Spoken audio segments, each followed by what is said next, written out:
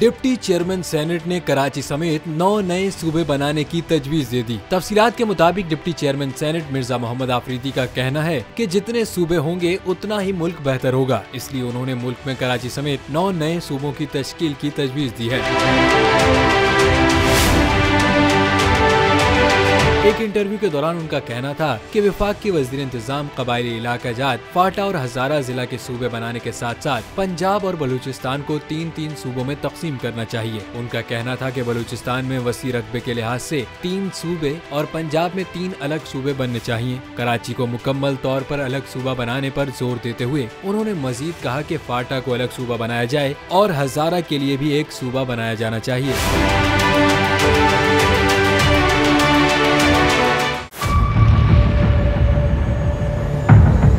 बड़ी ईद की खुशियों में बोल ने दिया अपने अवाम का साथ। अवामी शिकायत पर बोल ने उठाई आवाज।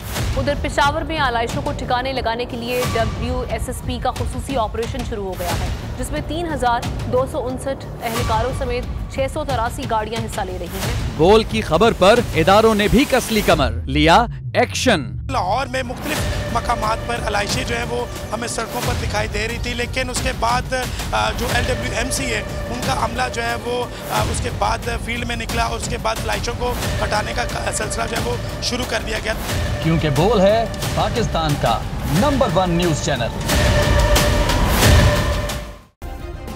सब्सक्राइब करें और बेल दबाएं ताकि कोई खबर रह न जाए।